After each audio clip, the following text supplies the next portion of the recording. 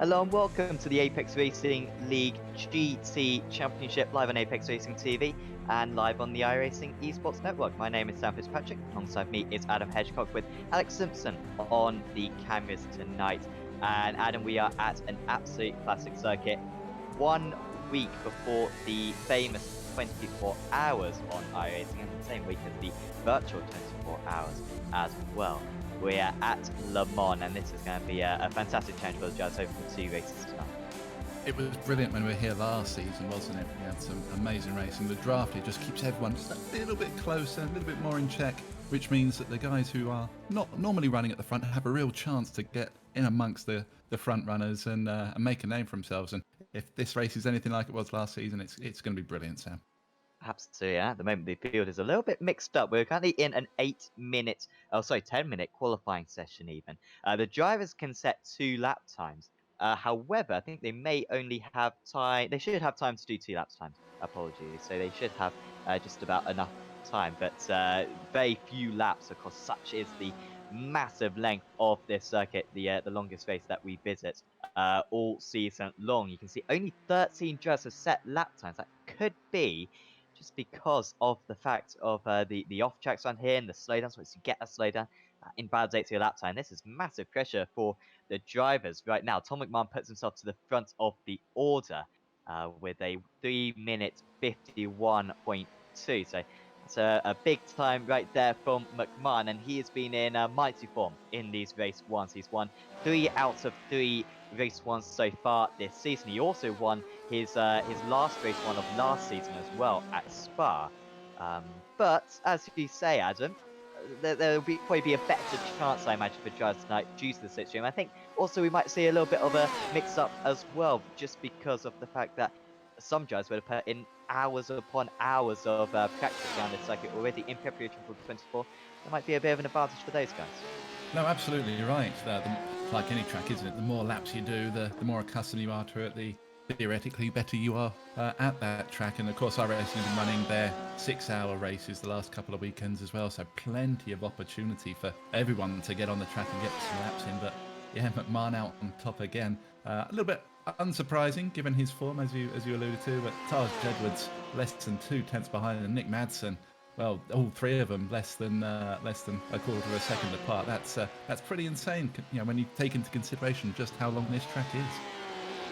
Yeah, absolutely. So it seems as though actually we're going to have this lap completed, which I did not think was going to happen. Clearly, the person who set up the session didn't set the 2-lap limit, and so we will complete the lap that these drivers are on. It gives them a little bit more time, and of course, usually they would be able to get 4 laps in. So this just counterbalances it slightly, and so all these laps do count. McMahon, then the driver to beat.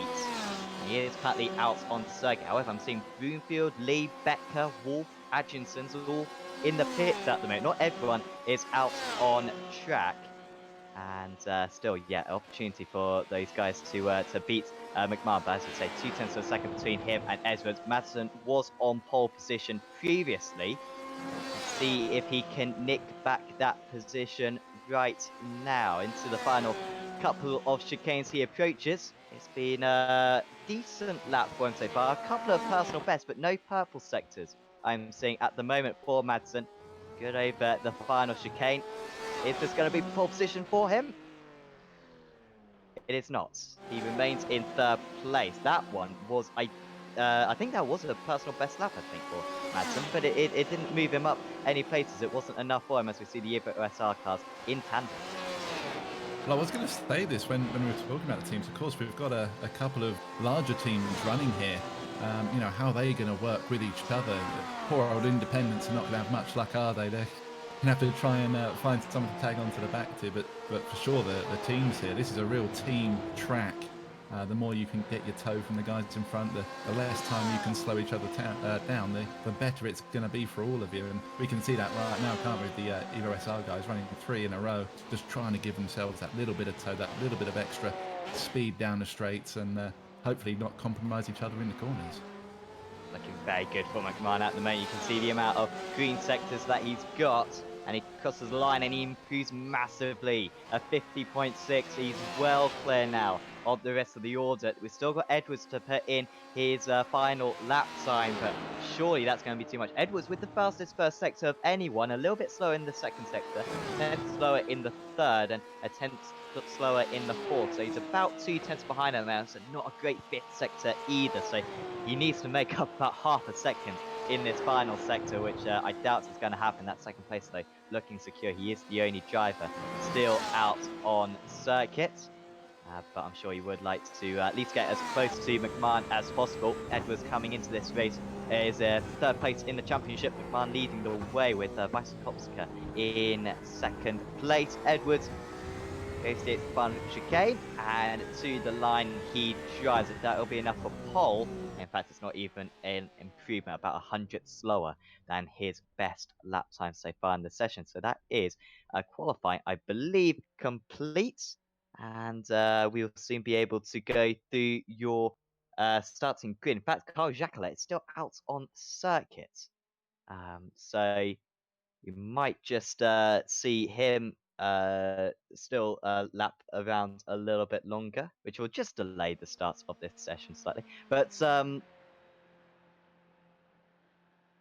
just a reminder as well, on Apex Racing 2, we will be soon broadcasting the Apex Racing Academy GT4 Virtual Racing School series. So if you haven't seen details on that so far, heat racing, all GT4 cars over the course of 5 rounds following the IMSA Michelin schedule. So if you feel like taking part in that, certainly do go to apexracingleague.com and you can find yourself some sign-up details, and also gives you free access as well to the Apex Racing Academy, which you should sign up to anyway. But you may as well sign up to the GT4 series because pretty much no extra cost to sign up to the Academy on top of that. But looking at towards this first lap of the race, Adam, the slowdowns around this circuit ever so difficult, particularly down that first Mulsanne straight. Pick up a slowdown there, like that can send you tumbling down the order. Well, it's that good old rock and hard place scenario, isn't it? You want to take it a little bit cautiously because you don't want those massive slowdowns. But you don't want to take it so cautiously that you get freight trained by everyone behind you. So it's particularly here, it's incredibly difficult to judge that. You want to be driving as much onto the limit as you possibly can, but always with that caution in your mind. And you know, I know from personally driving, but as soon as you have that little bit of caution where you're not quite pushing as much as you would do normally, that's when mistakes happen. And here, yeah, mistakes there, they can end your race on lap one, absolutely. So the final few seconds are now ticking down. So we will finally be able to get onto the grid for this race. It's a short formation lap for this track. Pretty much just a dummy grid before the Porsche curves. And on pole position, once again, it's Tom McMahon with Taj Edwards alongside him on the front right. Then it's Nick Madsen. Good qualifying for Madsen after a slightly disappointing couple of rounds. Broomfield up there in fourth place. He's qualified outside the top 20 on a couple of occasions this season. So that's a big improvement for him. Daniel Lee starts in fifth. Then it's Make Vysokopska.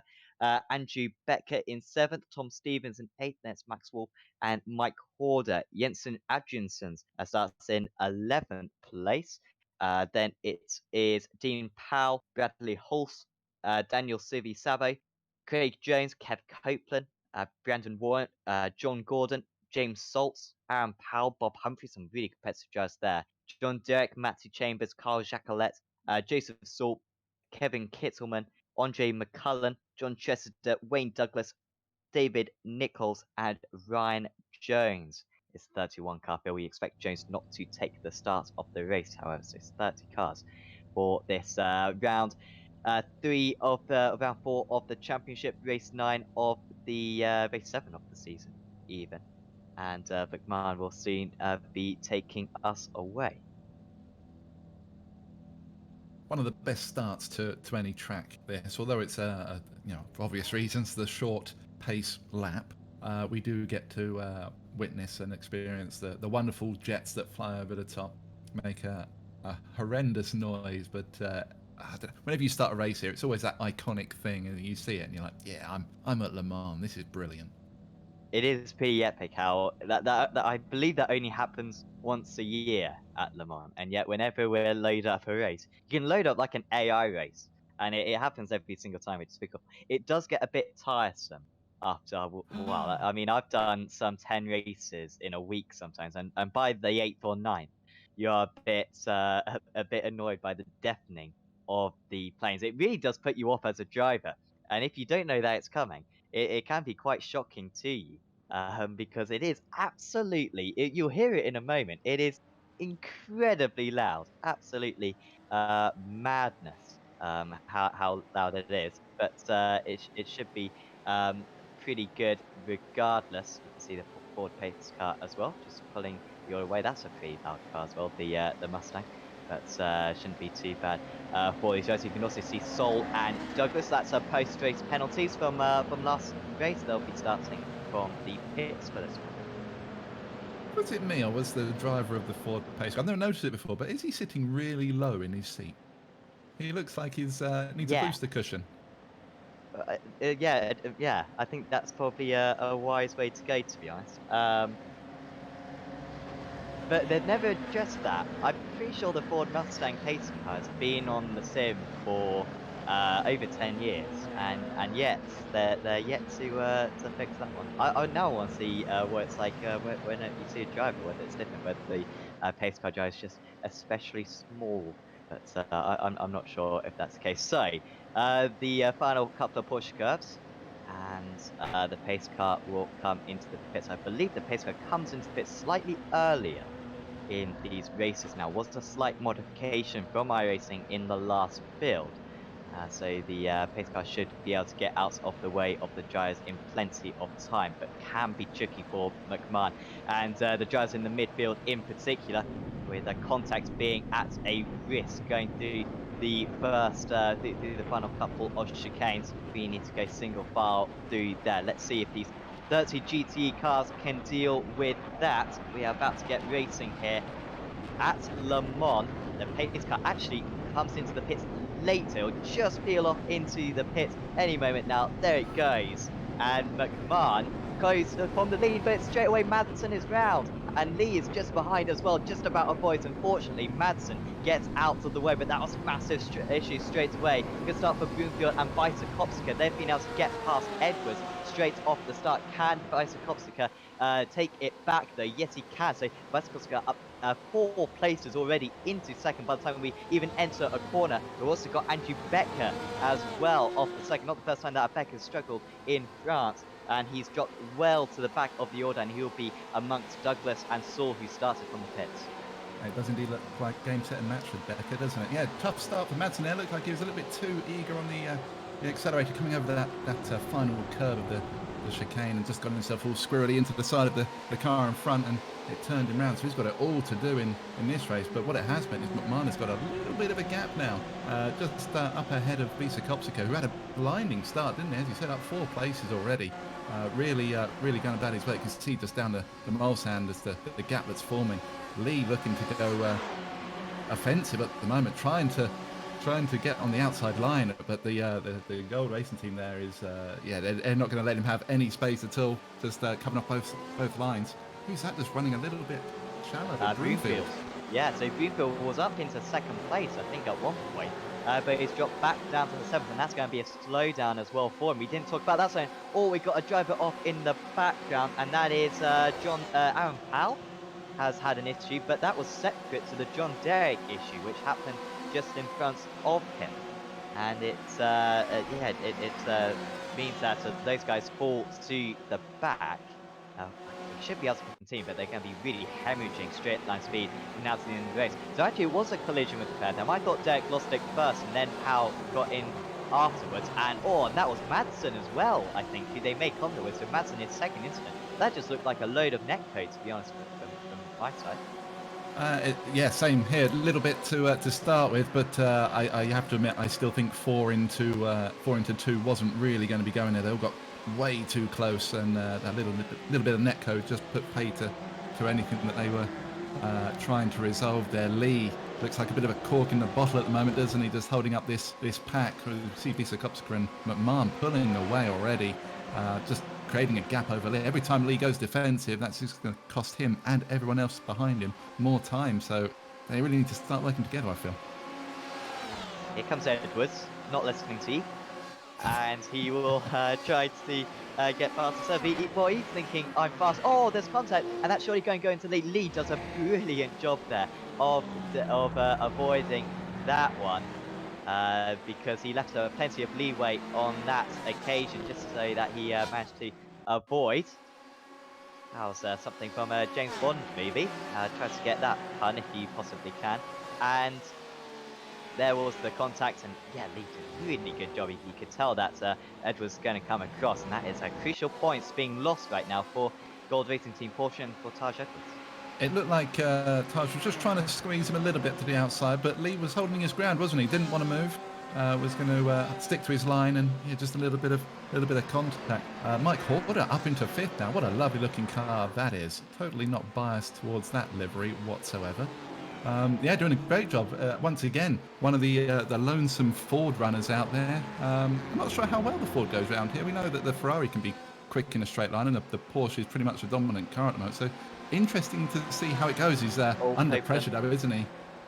Copeland's gone into the wall on the exit of the Porsche curve, so another casualty. Plenty of incidents on this opening lap. Then usually race one lap one is quite calm, but not on this occasion.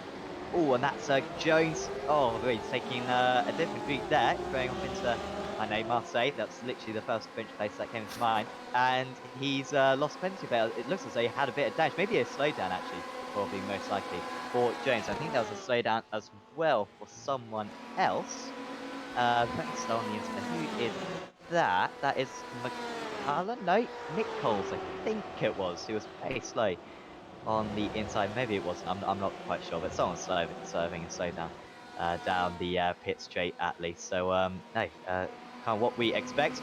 Meanwhile, further up, Stevens up into third place. Tom Stevens, remember, an amateur driver. We saw an amateur driver on the podium last season. It was his teammate Bob Humphrey, and we also saw an amateur driver taking a fourth place last time. That was Tom Stevens as well. So quite unique for someone to be running quite this high up.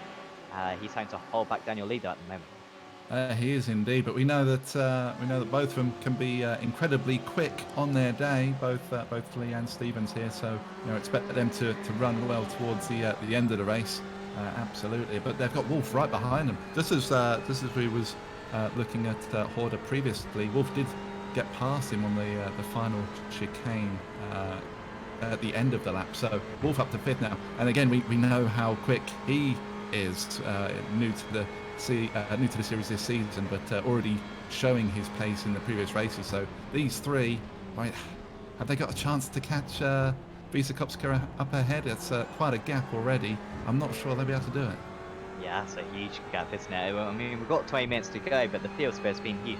And we do see this at Le Mans, and it is annoying when we see it at Le Mans because all we want to see is just some slipstreaming all day long and have a nice draft battle. But that's not really often how it pans out, just because lap one round this place with the chicanes as well and the formation lap and just the slowdowns as well. So often you can get a big disparity in the field, and it's a bit of a shame when that happens. I've got a close midfield, however. We've got Stephen Broomfield in 10th place. Broomfield up in second place earlier on, but picked up a slowdown and outbroke himself as well at the first milestone chicane on lap one. And also Bob Humphrey is now dropping down the order. Humphrey down into 16th place, race winner at Phillip Island race 2 last time out. Also Adjunssons, he's getting past Civi Savo currently, and Adjunssons up into 7th place. Yeah, nice move there. Just I feel that Sippy Savo just kind of let him have that a little bit. Didn't want to fight too hard. Didn't want to lose time battling. There's nothing worse than that when you're trying to defend and you just see the car up ahead just getting further and further away. Broomfield just made a move up into 10th now. He's on the comeback charge after his first lap antics. I say antics loosely. He did recover reasonably well given the issues he got himself into, but yeah, he's got it all to do still in this race.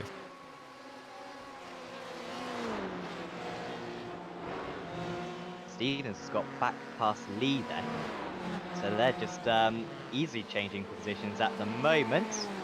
Here comes Wolf. Oh, this would be a move. Max Wolf. Ho ho. Lovely overtake. Round the outside. Gets the inside for the next one. And there was nothing that Lee could do. Look at Horder as well, chasing onto these guys. He'll be in the he'll be in the draft now. Stevens as well pulls away. But Max Wolf, he had a awful Philip Heidemann, was just not particularly quick. Perhaps a track that he's not familiar with. But much more on it today, and a podium is looking very possible for him now.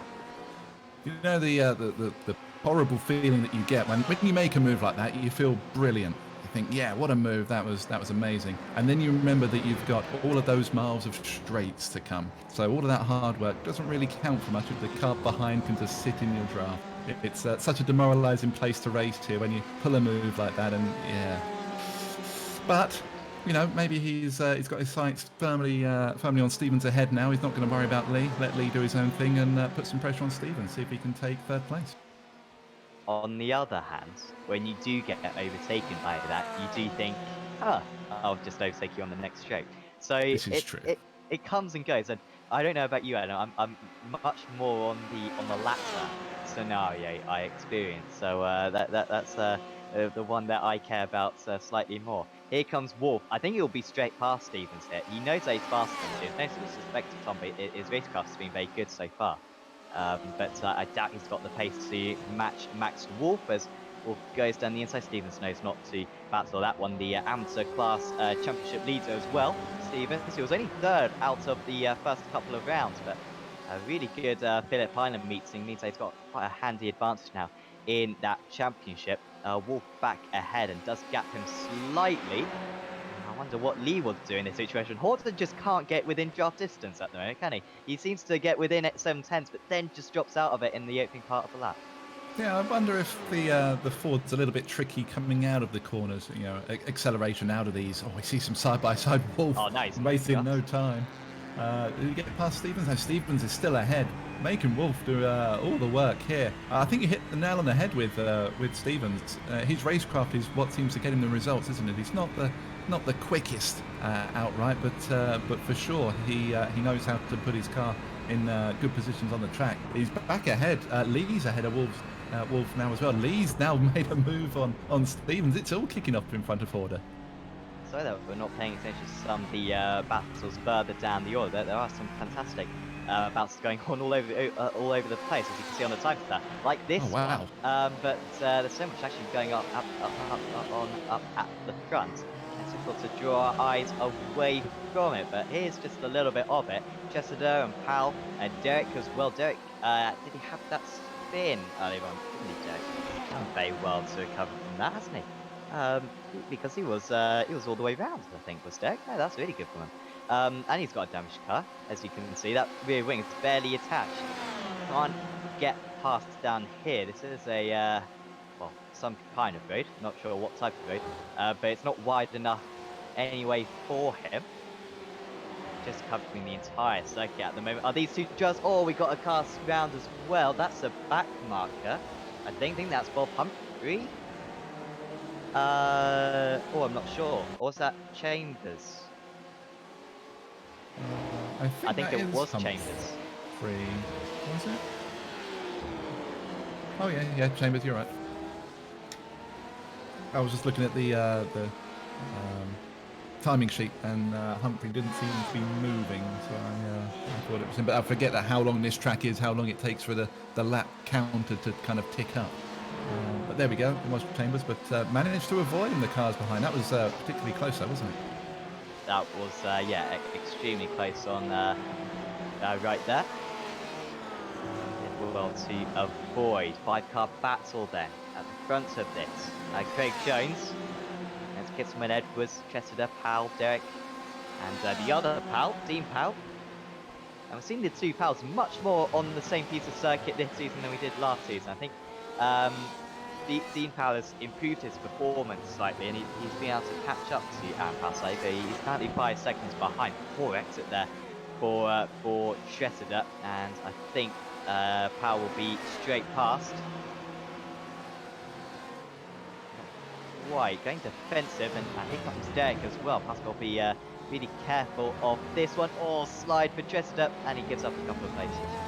He does indeed. That got very close, very tight, but managed to save it before the car got away from him. It's crazy to think you see the wing damage on those two Ferraris. You know how much that's going to be hurting them down the straight, but through the corners they still seem to be. Well, I was going to say pretty planted until Derek got a bit of a swapper on, which put Tressida right back on his tail again, but Powell pulling away now. I think that the two Powells have got closer together this season because they heard how confused we got all last season about which one was which. I think they're playing up to that now, but both running reasonably well, you know, given the issues earlier on in the race. I keep saying that there wasn't really that many issues, but they all seem to get involved in little bits and pieces that have put pay to their outright pace for this race, haven't they? Yeah, that's certainly the story of what's happened so far. McMahon and Bicycopsica, it's decently close. We thought McMahon would run away with this. Remember, McMahon, 3 out of 3 race ones so far this season. 4 out of 4, or he's won the past 4 that he's partaken in. So he's almost invincible in these race ones, but his championship runner-up, Bicycopsica, currently 1.5 seconds behind him. Bicycopsica with the only driver to have scored a top 10 in every race so far this season. 5 of them have been top 5s. So he's been consistent. Hasn't won a race though so far this season, and I kind of don't want him to win a race because then he can have my award when and I didn't say this enough, but I did win a championship before. Not sure if you took part in that championship, Alan. It was the Radical BSR Winter Series, and I won the championship without winning a single race. So if Bicycopsica can replicate that, then I'd be very happy. I didn't race in that one, no, Sam, but you missed out yeah. on some great driving. You really did. You have to sort me out with a highlight reel. I might do that, to be honest. Yeah. Who we got now? Salt having a battle with Broomfield. Broomfield going around the outside. That's a really awkward corner. You just throw the car in and just try and get it slowed down just enough. You don't want to lose too much momentum. And of course, look how close again. Broomfield just overcooked it a little bit. Got a little bit close to Salt in front, and almost gets collected again. Broomfield having major issues this race. So strange for Broomfield because every race so far this season he starts near the back and then he's made his way up to the front. This time he finally got a good qualifying in, and yet he's down 13 places now with a couple of mistakes. He pushed too hard on lap 1, and ever since then he's just been falling further back. Stevens is going to be overtaken here by Horder. This would be by far Horder's best result of the season. I don't think he did Phillip Highland. He didn't, no. He didn't do Phillip Highland, no. But apart from that, this season he's been really consistent. I think he's finished in the top 20 in the other 4 races that he's done. But a top 5 would be far better. Stevens with a slowdown, and that might leave Adriansons as well behind him. And from looking like a comfortable amateur victory, Adriansons might be able to nick this one off him. Yeah, Adrianson's eyes would have lit up there as soon as he saw that slowdown, right on the tail now of Stevens. What looked like a pretty much status quo to the end of the race. You know, they're all kind of matching each other's pace, not really making inroads to each other, and all of a sudden he's right in the gearbox of Stevens. So game on for the AM win.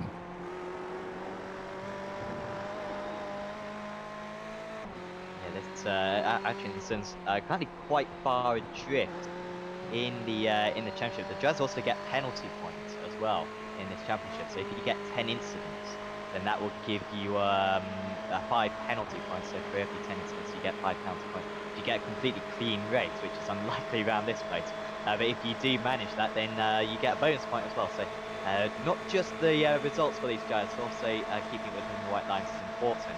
Adjansons in the jump. Look how Horder really struggling down the straight there. They're gaining big time. I just wonder, Adam, is that how much has Horder been doing practice for this race? Yeah, I'm sure you'll know because Ford seemed to really be struggling down the straight. These guys were catching up big time. They were. It's like he was towing a parachute. That was incredible. I can tell you that the team won't be racing a Ford next weekend. So practice time in it has been pretty limited. In fact, I think off the top of my head, I think Mike's going in an LMP1 car next week. So far-fetched from this Ford, but yeah, he really does seem to be struggling. He's not a bad driver at all. Craig Jones, really, really close side by side, almost risking some netcode there. That was so close. Edwards just forcing his way past, wasn't he? Just squeezing him over, and he's right on the back of Warren now as well. Edwards should at least be within the reverse grid coming up for race 2, which will be some relief for Edwards, who's losing big points at the moment. Edwards, who's been so good in race 1s, and somehow he hasn't won a race so far this season. Did win rounds here in the as the last race of the season last season, which was only about probably about 2 months ago or so. So he is good around this track, Edwards. So if he's in the top 5, which he inevitably will be for race 2, he will be really strong. But he is losing points at the moment. Adrianson's has got past Horder. I'm just wondering, Horder's rear wing, because iRacing, it is quite cool in iRacing. They do change the size of the rear wing depending on how much drag you're running. In the Formula 3 cars, it's really interesting to compare those rear wings, or the Formula 3.5 cars. Actually, it's really interesting because they do vary big time. And when we were watching Ford earlier on, I did think that rear wing was a bit wider. That might just be a characteristic of the Ford, I don't know. But he does seem to be running more drag, and that's just leaving him as a sitting duck down each of these straights. And see how Edwards sprinting off from the amateur drivers behind. You know what, Sam? I'll do you a big favour here. During the intermission, I'll get on the team Discord and ask him see what troubles he's having. Then we can have a definitive Awesome. for you. How about that? Awesome. The thing is, I love speculation because I can say whatever I like and never be proved wrong. So I'm a bit reluctant to that, but no, you can send a message, But and you it can will be see it. interesting. I think you're right though. You can see it. You can see how flat those Ferrari wings are, and then how deep Horder's wing is. There's quite a big difference, isn't it? Until you pointed that out, I hadn't noticed it, but yeah, that's massive. Well, that's professional commentating right there for you. Staying at a screen long enough for me to notice that. Also, a weird fact on the topic of rear wings, the DRS on the 3.5 cars, when it's closed, when the rear wing is closed, because iRacing animate that, when it's closed, the DRS is on, and when it's open, the DRS is off. Just a little fact for you there. On the esports network, because we should point out iRacing flaws. Just not enough to take us off air, obviously. Adrianson's actually pulling away now in 5th place, and Horder will struggle to close that gap anymore. You can see he's actually losing time, despite the fact that he's probably within draft range. Just backing up my points more and more. Civi Sabo is onto the back of Gordon now. John Gordon, the Welshman, up 10 places is Gordon, and he's being beaten by Kittelman in that respect. But he needs to try to keep Civi Sabo behind him at the moment. Who was Civi Sabo overtaken by earlier on? Was it that Atkinson's? It could have been, yes. Yeah. Not quite sure that though. Anyway, yeah, that was the one where Civi Sabo just kind of filtered back in, didn't he? Didn't put too much of a fight up, just let the didn't try not to lose as much time with it. I think that was the one. He's looking faster than Gordon at the moment. Here's the race leader, 1.6 seconds now. The gap between the top two. On that last lap, Bicycopsico was 2 tenths faster. Just takes to slow down for McMahon, and he will lose this lead. But I'm sure Bicycopsico would be pretty happy with 52 points if he can get them.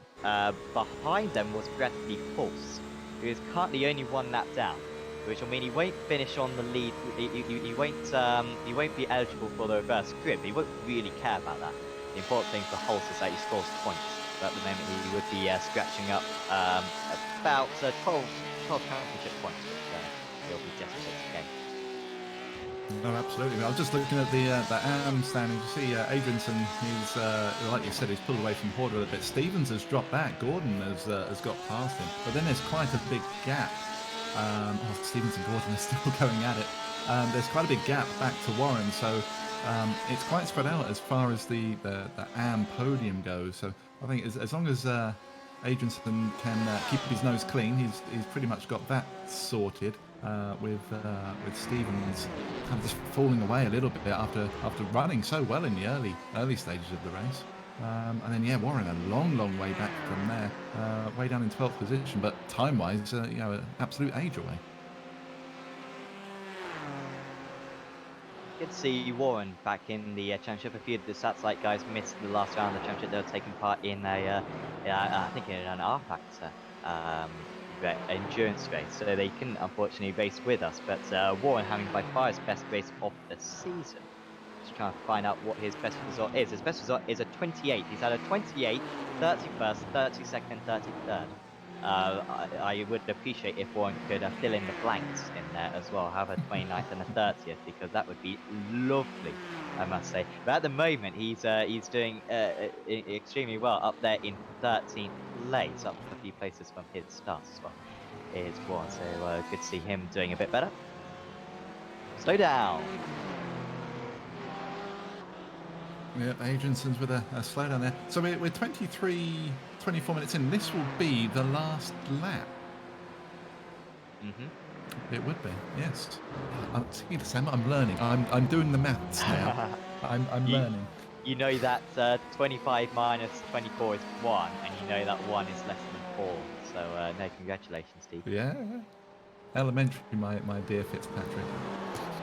Lee got Wolf all over the back of him at the moment.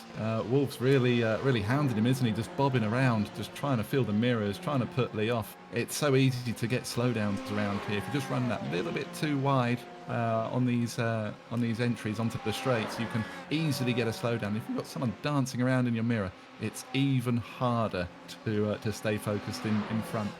Although Lee has pulled a half a second gap since I said that.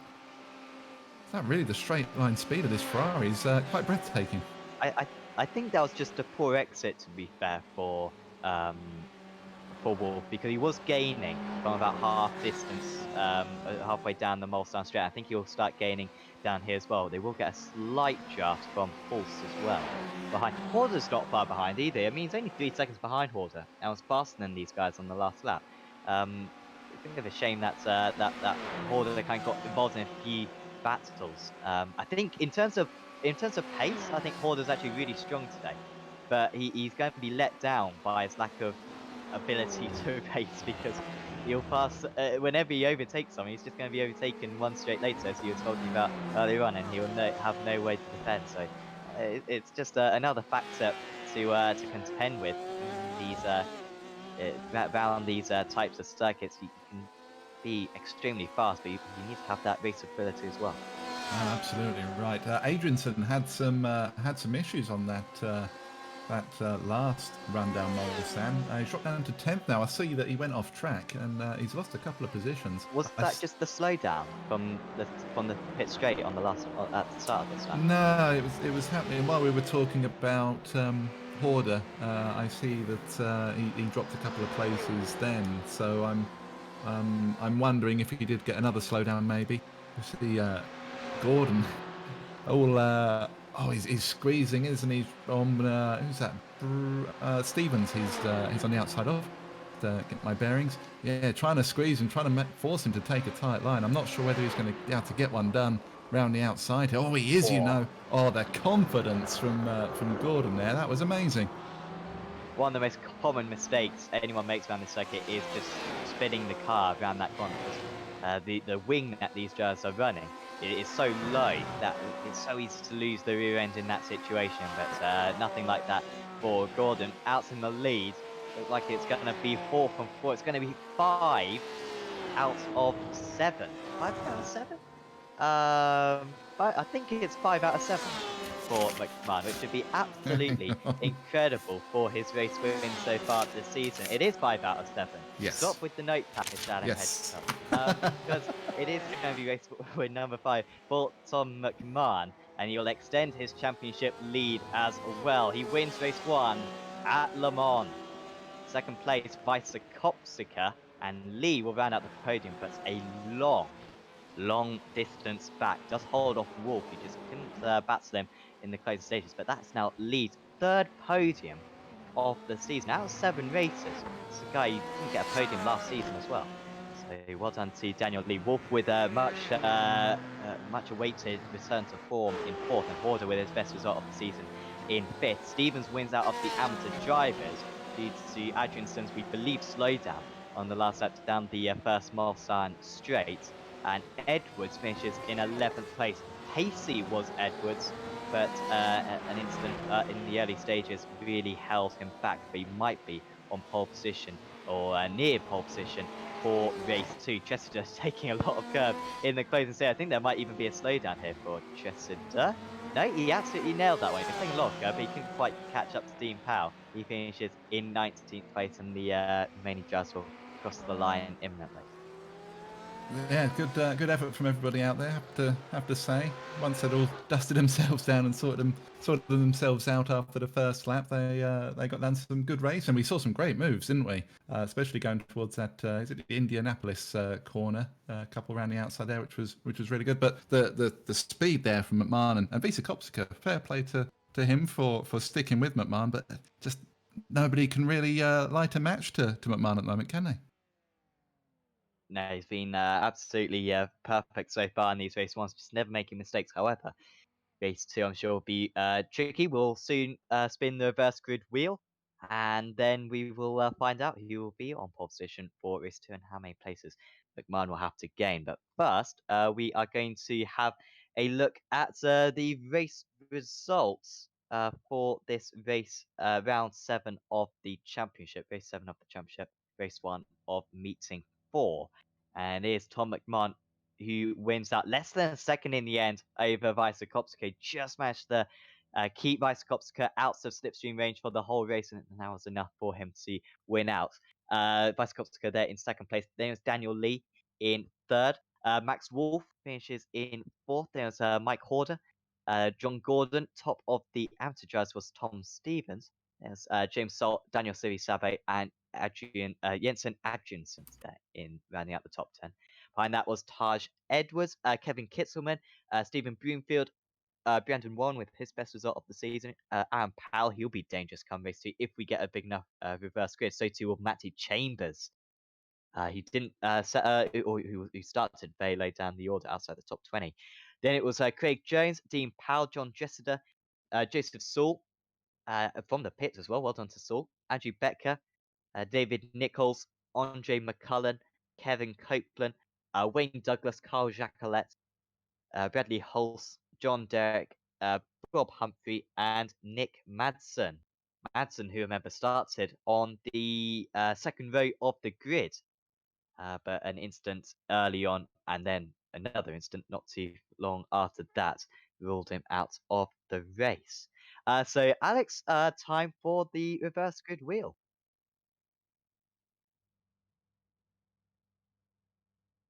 Now, right, here we go then. Let's bring the wheel up.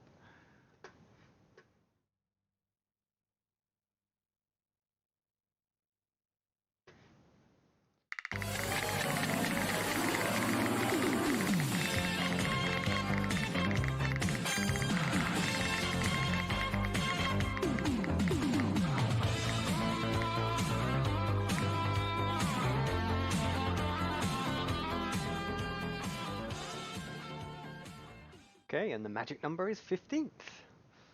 15th position. So it is Aaron Powell then on pole position. Matthew Chambers misses out. Chambers is due a race win. I'm sure he will get one at some point this season. But instead, he'll be starting in 16th place. But Aaron Powell will be on pole position. Brandon Warren alongside him on the front row of the grid. We've also got Broomfield as well. Up there, Edwards starting in 5th place on 3rd row of the grid. So that's going to be a brilliant one. You do not want to miss it on the iRacing Esports Network and on Apex Racing TV. We'll be back with you in about 15 minutes' time. See you then.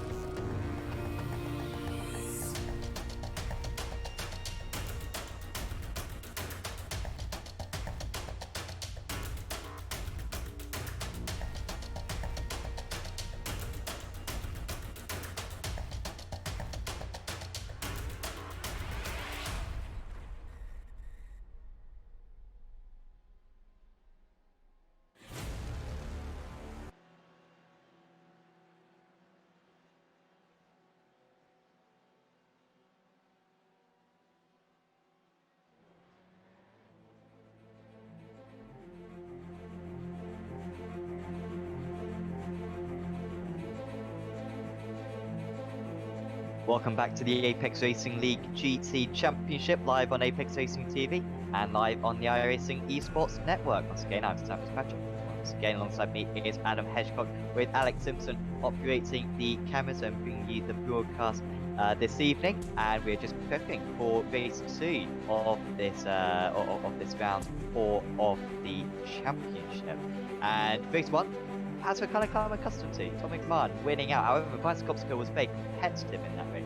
I think unlike the past few rounds, we've got some real competitive guys at the front of the grid for this race too. Such was the issues. We've got Edwards pretty far up there. We've got Aaron Powell as well will be in danger. So we might see a new race winner tonight.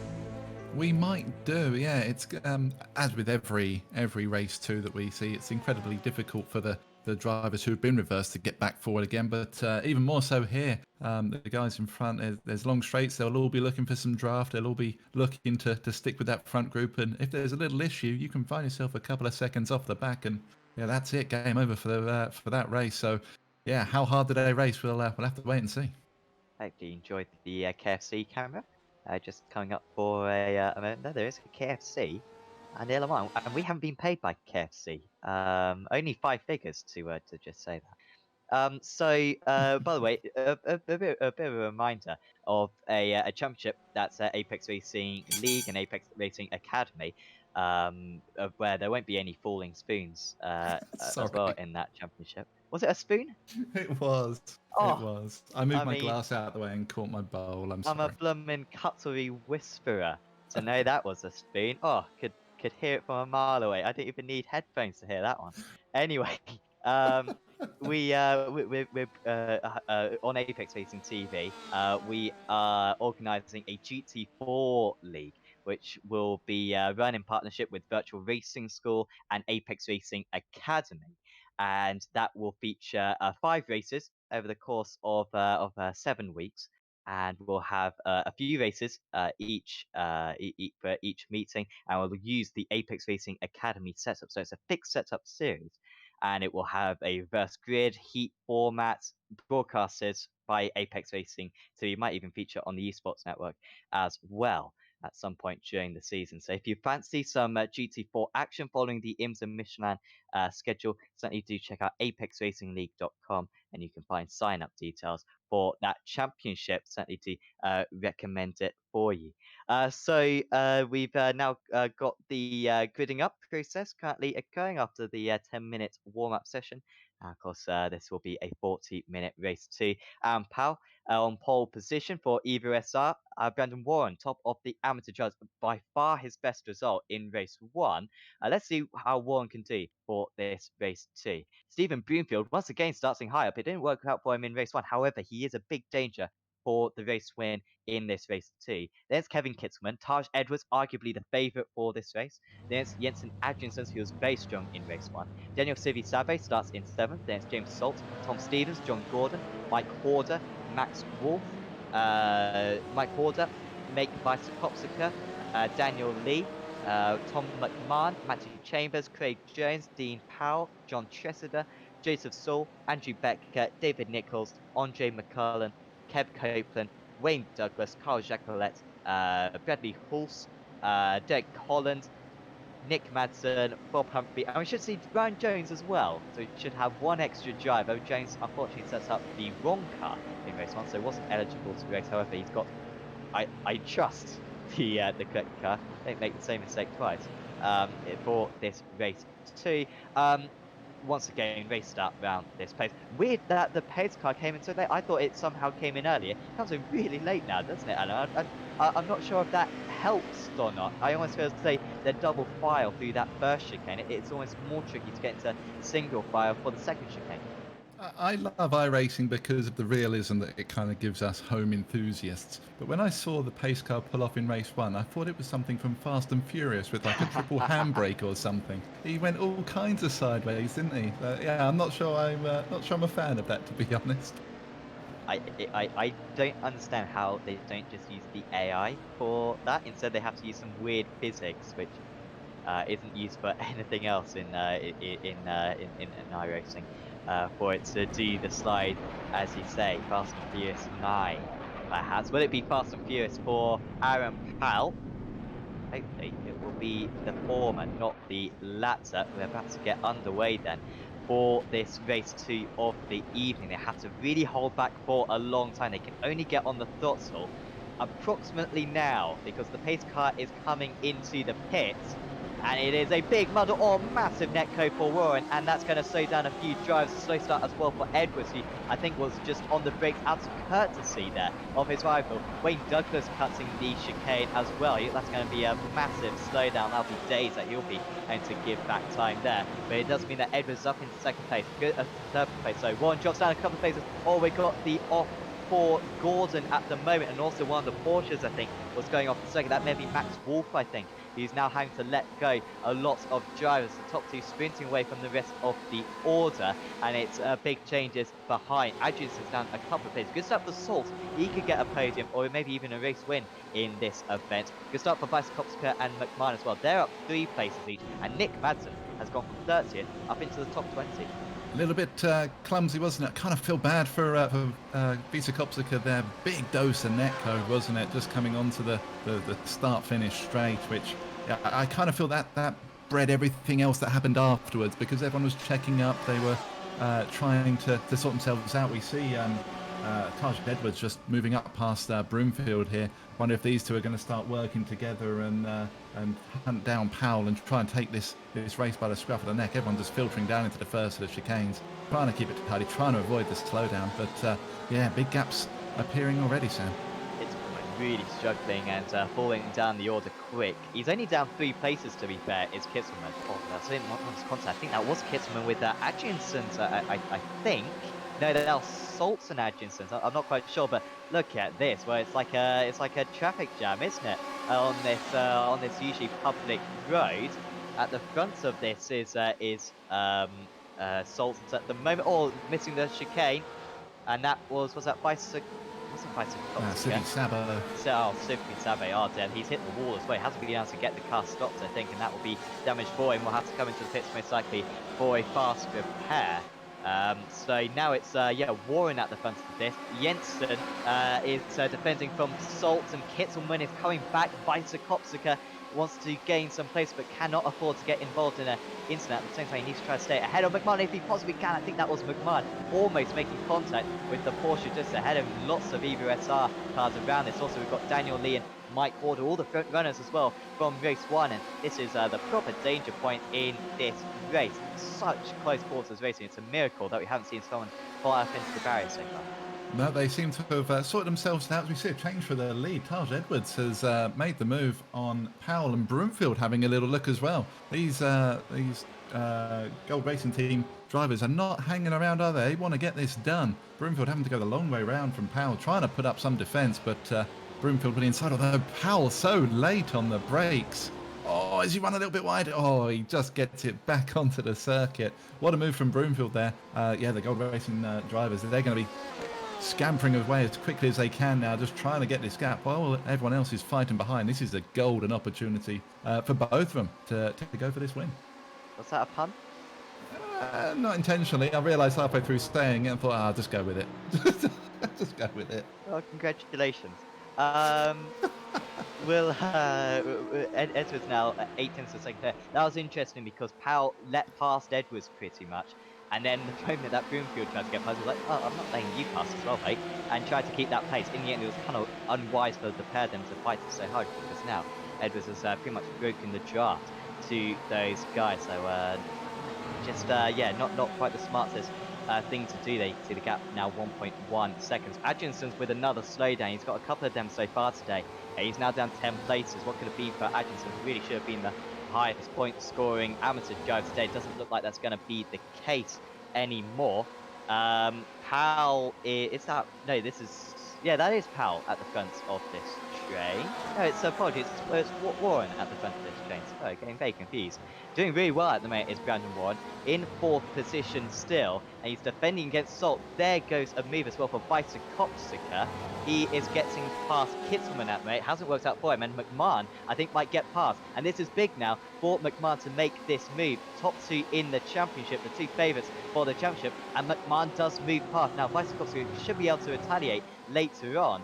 that is a big setback for him because he's lost track position. Side by side into the right-hander, that's going to crush Salt and Kittelman's straight line speed here. And I wouldn't bet against perhaps McMahon being at the front of this because he's going to get a mega slipstream on the pair of them. Warren staying ahead at the moment, and Kittelman really catching up to these guys. And while all this is going on, the front three are scampering away even further. They're licking their lips with this. All they got to do is keep it on the road, and podiums are theirs, it seems. But look at that, almost 3 wide coming down into the first chicane and the Mulsanne. Warren doing a great job so far. Got McMahon again, so. So yeah, just behind that, I was about to say how Visa Kopska is really pushing it. They're about to go 3 wide. We see him kicking the rear end of that car out, coming through Dunlop. Border having a look on the dirty side, isn't he? Trying to get right out there and have a look. His pacing seems to be a bit better now that he's closer to the back of cars. They're not pulling away. Again, 3 wide once more. Kittelman having a look to the inside. This is crazy.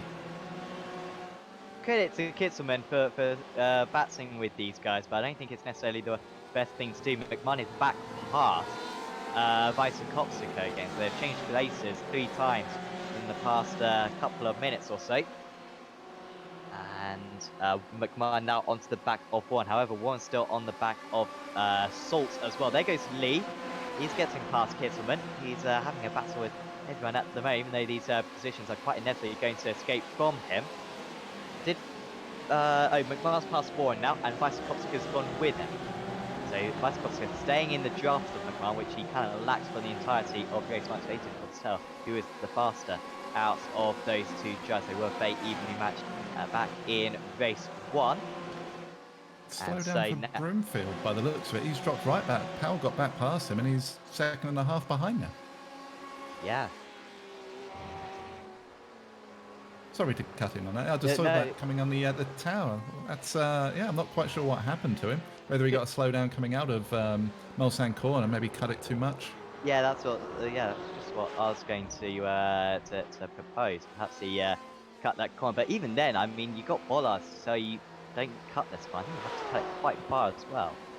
Maybe you just have to kind of touch one of the bollards. Unfortunately, the bollards aren't there. They're kind of holograms. They're figments of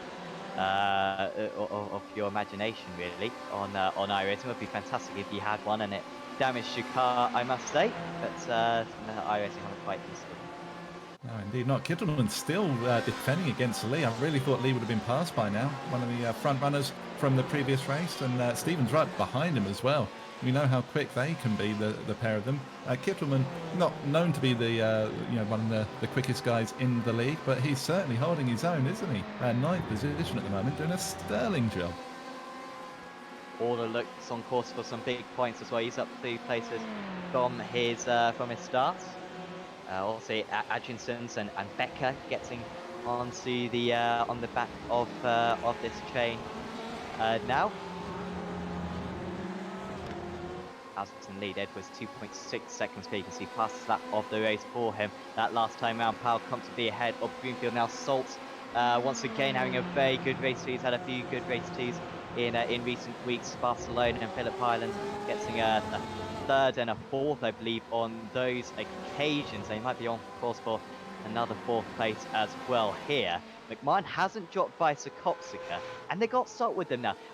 This is something that I'm looking forward to, I must say, Alan, because we haven't seen Salt versus McMahon much so far this season. I think did you race against these guys in British GT? I think in American GT you would have been in a different class to them, but they are pretty similarly matched, these 2, but we haven't seen them properly battle all season long. I didn't participate in the British GT, unfortunately. I didn't. I just didn't have the time. But certainly in the American GT, while they were whizzing along in their GTEs, I was admiring them. As we see, they're just switching around. Looks like they're just using the draft, aren't they? Just helping each other, just move along just a little bit quicker. That seemed very orchestrated, didn't it? Just that little switch.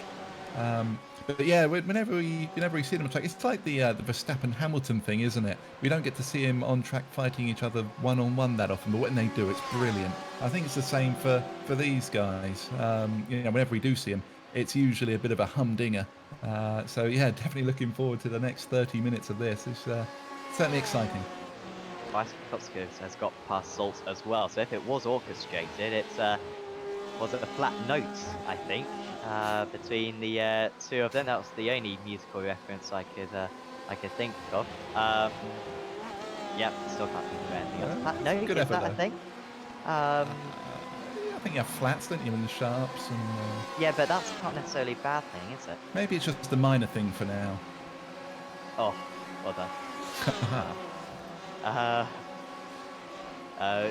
yeah. I can't come back from that one. That's game, set, and match right there. We're not even talking about Becca.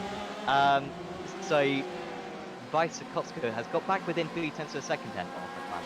So I think Salt should have the pace to keep up with those two guys from now, and then they should be able to catch up to the likes of Powell and Broomfield by the end of the race. Adrianson's is overtaking Jones at the moment after being overtaken earlier on with that big slowdown. We're also going to have Civi Sabo, who's being overtaken by Humphrey. Disappointing round for Humphrey. Remember, he won race 2 at Phillip Island by about 5 seconds last week, but it's been a miserable round for him. This time wasn't a great qualifying, I think, for Humphrey. Oh, that was risking contact there for Civi Sabo, who I believe has got some contact. I think he hit the wall when he tried to go through the escape road earlier on, although it doesn't look too visible. But lots of drivers further down, and meanwhile we've got the likes of, we've got the likes of Ampal up in second place. We've got Kitzelman up in 9th, Stevens up in 10th, Jones doing really well in 12th. So it is quite a mixed up grid. It is. They all seem to be holding station. Kittelman, oh, look at the amount of pace he carried through that corner. Lees might have got past him on the last lap, but Kittelman's not messing around, is he? Blimey. I've never seen him throw so much caution to the wind and so much momentum through a corner. Brilliant, Mr. Kittelman. Please, keep it going. It's amazing. At the top of the amateur drivers is Kitzelman, and certainly the way that he's racing at the moment, he could hold on to that. Kitzelman seems to maybe he's put a bit of extra effort into this round. McMahon with the fast lap of the race of 50.6, that's 1.3 seconds faster than the race leader. A few hundredths of a second faster than Vysokopsika, who I imagine will just be going with him. Could we see back-to-back 1-2s for McMahon and Vysokopsika? They are currently 7 seconds off the lead. We've got players like, oh, Broomfield's off the circuit. Broomfield spins it. Oh, that's a massive mistake there from Stephen Broomfield, and that pretty much sums up his season. Occasional moments where it's looking like it's going to come to him, and then making a mistake. You could see how he was being caught big time, and then he slips away onto the grass. That's so unlike him. We were praising him last season, weren't we, on how consistent he was. He wasn't the outright quickest on the track, but you knew that he would be there or thereabouts every race through consistency and clever driving. But this season, it's just the complete opposite. It's quite shocking. It's almost polarizing in how different his driving is. So yeah, big shame for Broomfield. Massive shame for him, in fact. But that does mean that McMahon now up 12 places into 3rd on the podium now. Maybe he can bridge that gap to Edwards and take a back-to-back double, but he's got to go some. He's 6.5 seconds behind as it stands. I think we've got a car stopped at the wall. There was an incident just before for Warren who cut the chicane, and then we've got Douglas who's been hit off as Wayne Douglas. And that was the big plume of smoke. Who was this who hit him? Not to name and shame or anything, but we would quite like to name and shame. That was the 199 car of John Gordon. And then he got hit himself. I think it's just one of those where drivers are just not quite leaving each other enough space. We see it quite a lot in the first races, don't we? Where the drivers really are vying. Yeah, Broomfield and Lee behind as well going by. And then the cone's gone flying off into the gravel trap as well. It's all kicking off at Mulsanne Corner. Can't be throwing cones into the crowd like that, dearie me. I was going at incredible speed. Here comes Vysokopsika. I thought Vysokopsika would just stay behind McMahon and then let him tow them up to the back of the other guys. But I think Vysokopsika knows that he needs to start outscoring McMahon if he's going to challenge him for the championship. But that little bit of a half attack has not really helped anyone apart from putting James Saltz onto the back of them, and now Vice Kopska might have shot himself in the toe, perhaps. There, it wasn't quite safe as his foot, but that's all a little bit unnecessary for him. It's cost them a few tenths of a second. They are catching up to Aaron Powell. There's now a 5.7 second gap between first and third positions.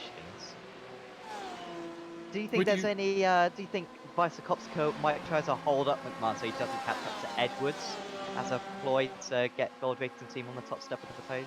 You know what? I was about to ask if you wanted to don your tinfoil hat, because I was about to say that exact same thing. Maybe Vysokopska knows that that gap to Edwards is a little bit too much for him to do with his pace, but maybe if he can hold McMahon up enough, it will give the team the win. Echoing exactly what you said. We've been doing this too long, Sam. We're in the second season and we're already thinking the same tinfoil-esque. What is the word? The word has just escaped me. Conspiracy? That's the one, thank you.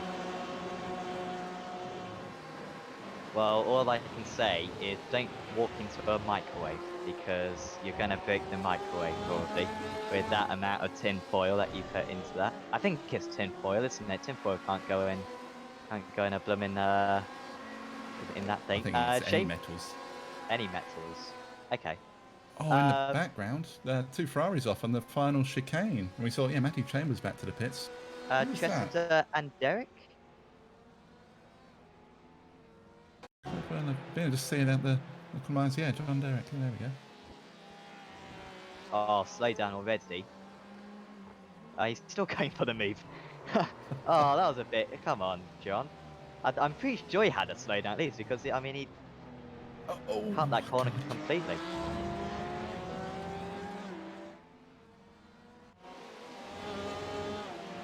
John Tressett almost got collected in that as well.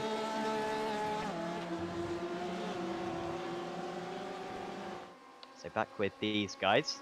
The what is it? The peloton, Adson, where it's the second group of cars. Or the second group of bikes.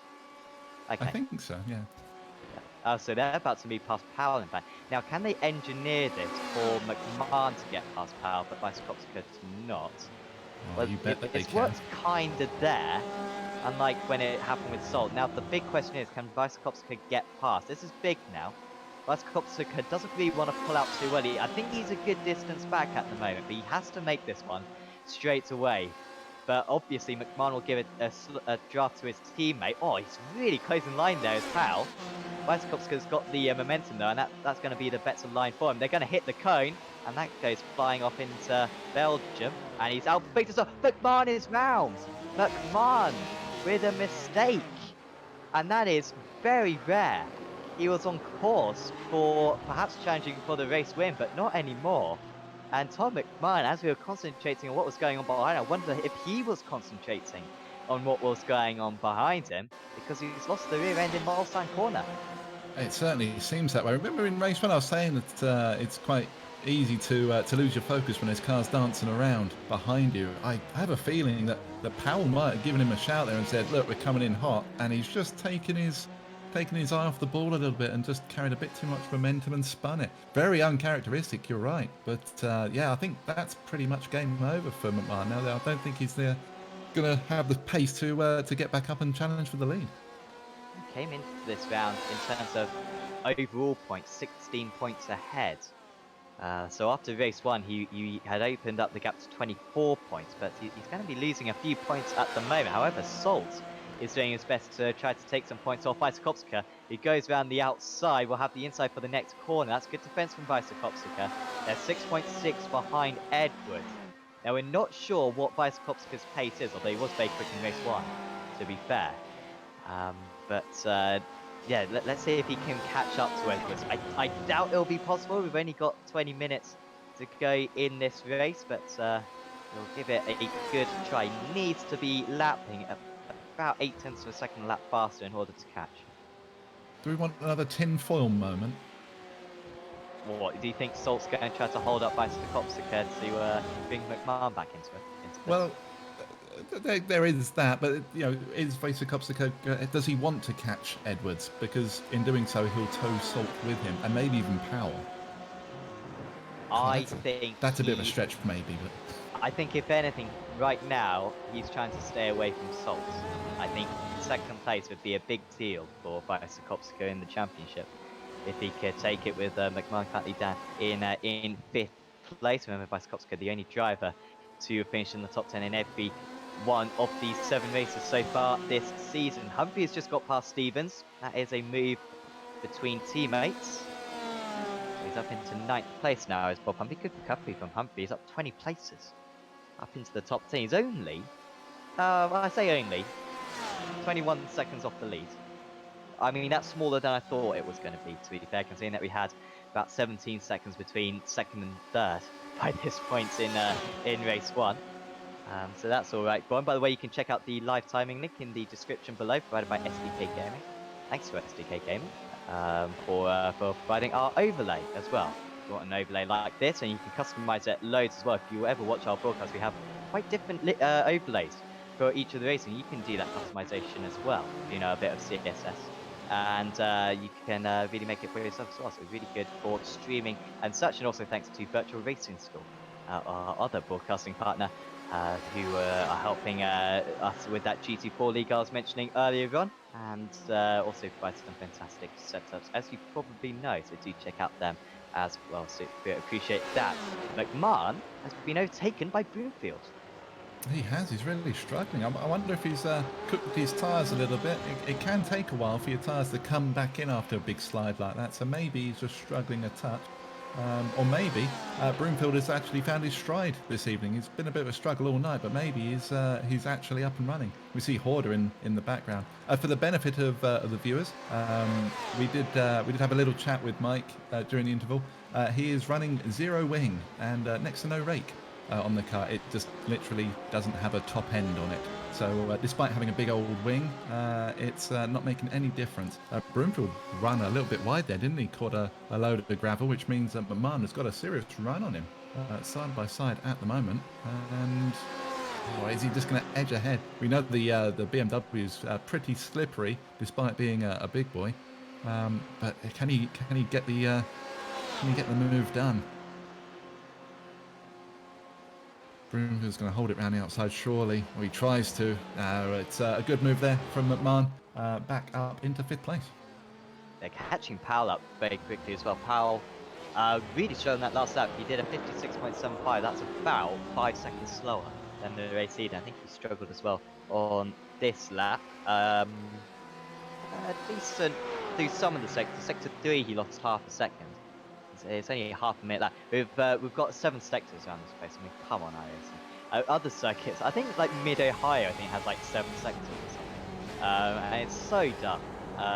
It's absolutely infuriating. You literally have like 9-second sectors, and it's questionable why we have that. Man, here we've got 7 sectors, which and they might even replicate the real life ones to be fair, so it's not quite as bad. Broomfield can't stay close to McMahon around this part of the track, and McMahon's now been able to break that jar, so that's important for him, Broomfield, and to kind of fight with the car throughout, and he's now got Horder all over the back of him, going into the chicanes. No overtaking opportunity for Horder, but might have a chance down into the first couple of corners potentially for him.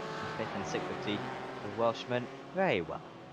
It would indeed. While we were watching that, we had a problem for Kittenham. He's dropped down to 12th now. I think it was just a slowdown by the looks of it. He went off track for a couple of seconds, so maybe just outbroke himself. But yeah, all that hard work in the early running.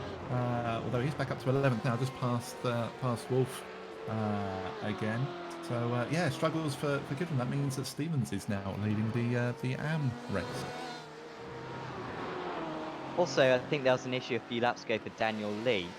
He was running up in about 8th place, I think, at one point was he dropped back down to 12th, but he's back up into 10th now. So I think he got again a slowdown, or maybe had to cut one of the Mulsanne chicanes or something. and that is why he's a little bit further down. Otherwise, he'd probably be around McMahon right now. But instead, that's not the case.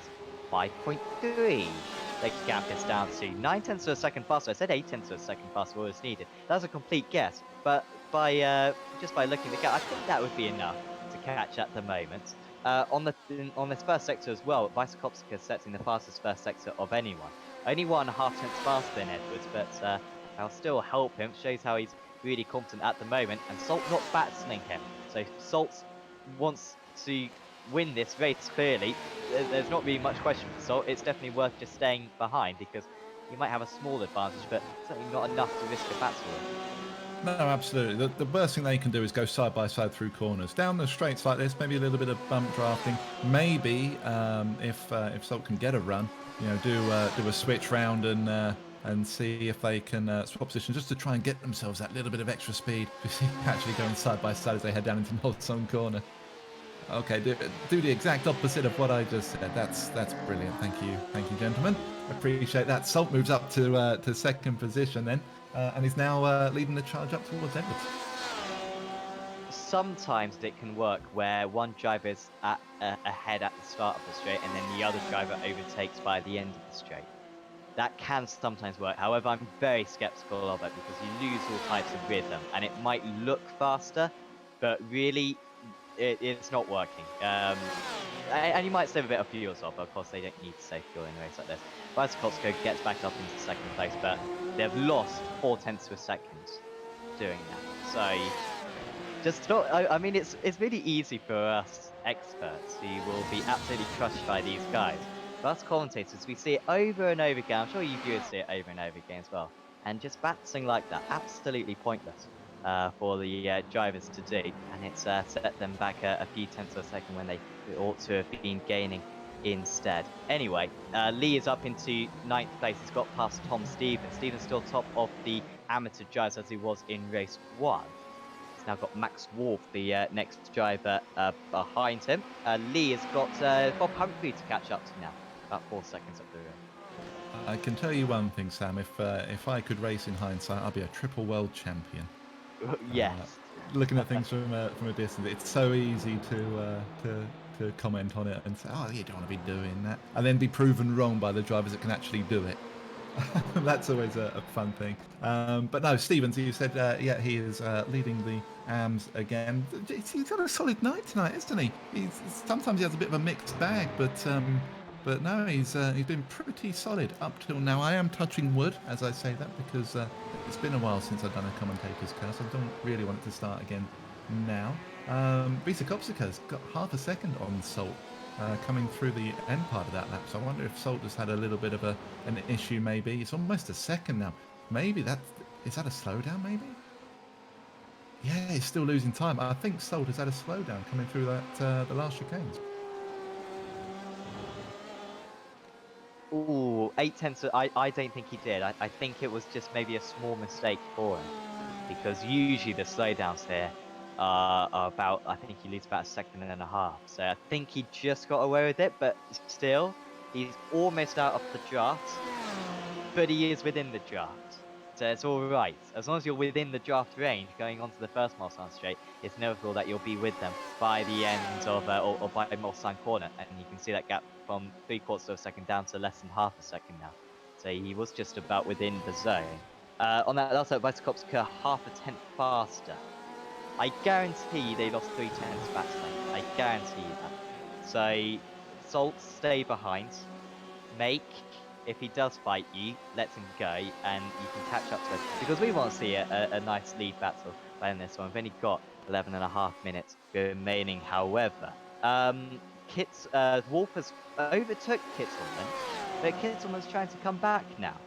There's 4 tenths of a second between them. Also, Jones and Powell in that battle for 11th, 12th, 13th, and 14th. Yeah, I think they've swapped positions a couple of times, have Kittelman and Wolf, which again is great because we've seen how fast Wolf is, and Kittelman really sticking it to everyone tonight, isn't he? Just going for it, which is brilliant to see. We did see Broomfield and Powell just switch positions as well for P5. Broomfield now half a second ahead. But yeah, no, if I could give a driver of the race, at this moment in time, it would be Kittleman. I've never seen him drive like this. I can't recall him driving so aggressively, and I'm not going to say so fast, because that sounds horrible. But I've never seen him drive at this pace, as aggressively and as assertively as he is tonight. It's brilliant. Kittleman had a good Phillip Island round. He got a 16th and a 13th, big Kittleman. But at the moment, he would be on for beating that result. At the moment, beating both of those results, I believe. So he'll try to keep that up. Phillip Island, lots of drivers made mistakes. You have pretty much half the order having an off at some point. When you have an off around Phillip Island, you lose a lot of time. Whereas this one, I think, has been a lot more legit. He did start further up, but I mean, everyone's so bunched up. There's not really much of a time advantage, whilst there may be a small track position advantage. And he's staying on Wolf at the moment. He knows he's no point overtaking Wolf. Stay with Wolf, who might even be able to catch up to Stevens by the end of the race. And they are now starting to drop the couple of drivers behind as well, of Dean Powell and Craig Jones. Joseph Saul as well is under pressure from Brandon Warren, who went off, I believe, at the first corner or before the race even started. In fact, got a load of netco contact before the starts even occurred. He's on to Saul at the moment. Those are the closest battles out on circuit. Broomfield as well, getting past Powell earlier on this lap. I think, Adam, you may have mentioned that one as well. Broomfield up into 5th place. Yes, I did. You're right. Visakowska with the quickest lap by some way. Wow. Yeah, that's a mega lap. You can see just how much he's dropped Salt behind him, and just a smidge over 4 seconds behind Edwards now. Where did that come from? That wasn't even close, was it? A 350.4 compared to a 51.6 for Edwards and a 51.1 for Salt. That's half a second just out of nowhere. Been very intermittent so far from Visakowska in terms of catching up to Edwards. It seems like one lap he takes a second out, and then the next lap there's pretty much no difference. But now that he's dropped Salt, he should be able to start closing in properly on Edwards without any disruptions from behind. It's another fastest first sector for Visakowska. 2/10 faster in the first 33 seconds of this lap. Sector 2, I think, comes up around this point. In fact, we may have already passed Sector 2, to be honest. If we have, they pretty much matched each other through Sector 2 on this lap. So, of course, to go down these stretches, not really much area to catch up. But 4.2 seconds. Problem is, these laps, that they tick by really quickly, don't you? You kind of look at it, and 1.2 seconds, that's massive. But around most circuits, if you equate it to what a normal lap time would be, that's probably only half a second. So it may not be enough. It's going to be close, that's for sure, and we're enjoying a lovely onboard, aren't we? Just get to see how quickly this Porsche, still the best sounding GTE car, is as it flies down the Mulsanne Straight, absolutely screaming to high heaven.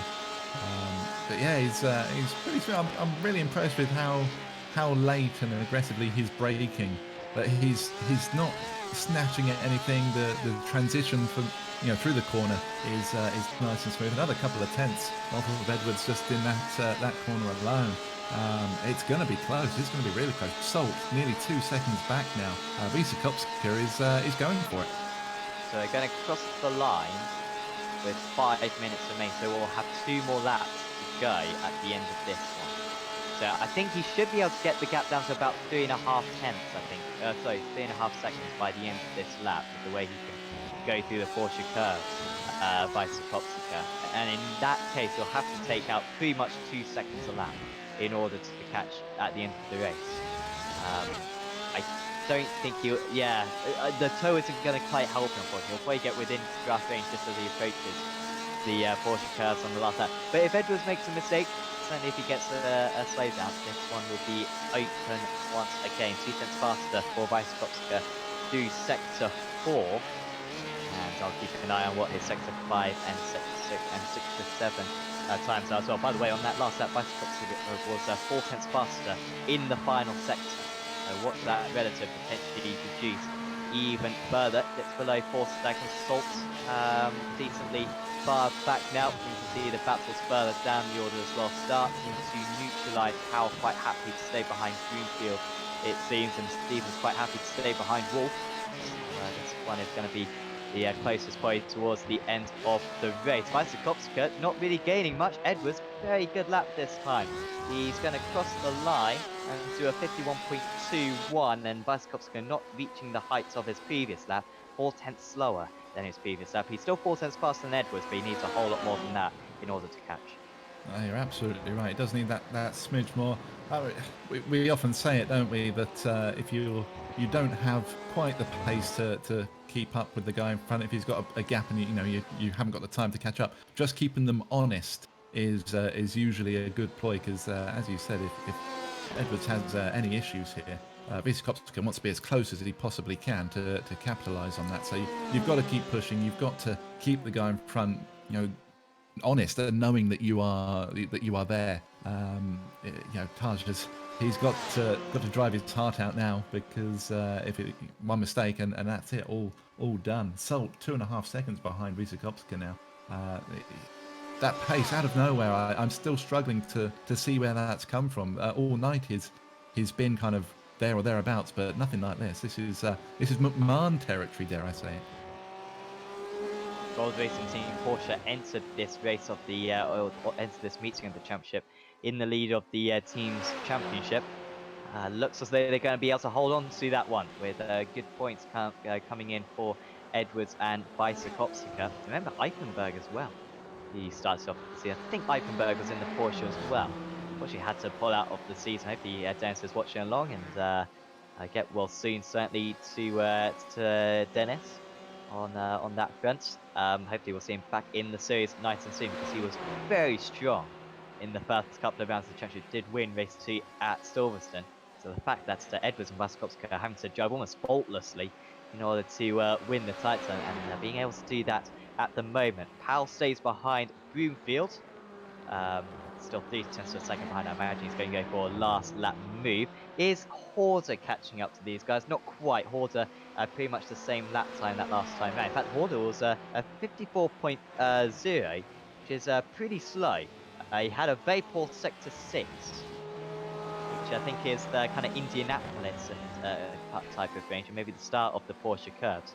Porsche sector 6, and that's why Horder is a bit adrift now. Stevens has got past Kittelman, so a mistake from Kittelman. I believe he was right on the back of Wolf, but he was 4 seconds slower on that last lap for Tom Stevens, and he drops down to 11th. He does indeed. Yeah, shame for Stevens that, but at least now we get a fight for the AM win on track. They're right next to each other, Kittelman and Stevens. Powell's only 3 and a bit seconds back, so if these guys have any issues, then he'll be right there as well. This one's going to go right down to the wire. See Broomfield defending, for everything that he's worth at the moment, isn't it? Against Powell. These guys have been battling for it seems like forever. Broomfield back in front now and just trying to keep Powell at bay, but we know that Powell he won't give an inch really. He'll just keep going and going and going and try and pummel poor Broomfield into submission. Very similar to his Phillip Island race too, isn't it? Broomfield running in 5th place and defending for the entire event. That was a fantastic drive from him last time out at Phillip Island to hold on to that 5th place. Scored good points. Oh, that's very deep from Powell. You don't think he's going to lose much time. He gained some time there. It was an unorthodox line. Certainly much more confident than Broomfield.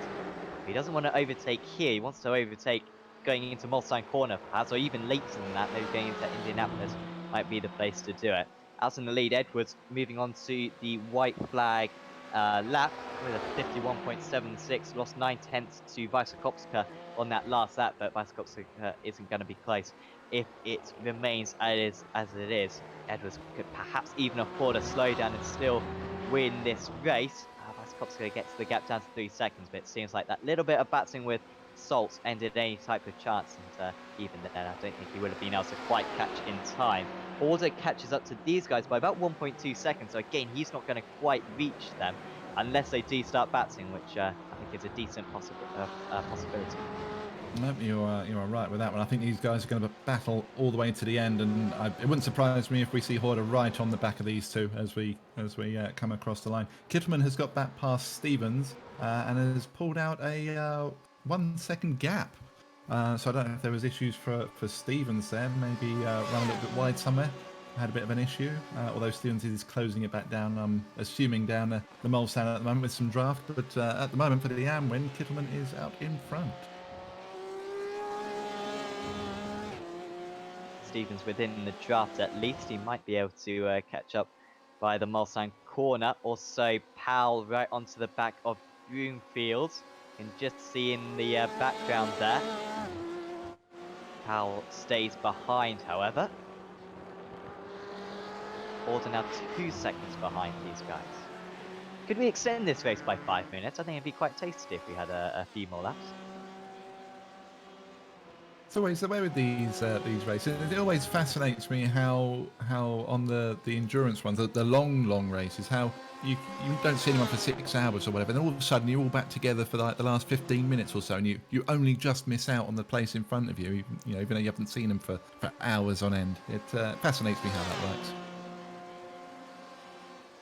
Yeah, I do always feel sorry for Chad. I think Tony Klosterman in the UV8 Supercar Series went on a run of races where he'd have an issue at the start, would fall to the back, and then just as he was catching up to the pack, lapping like 3 seconds a lap faster, you'd get onto the back of them on the last lap and be able to pretty much do nothing. Always felt for him whenever that happened for him, and I think it's going to happen to Horder potentially. Not going to happen for Edwards. I think he had a bit of time to spare anyway.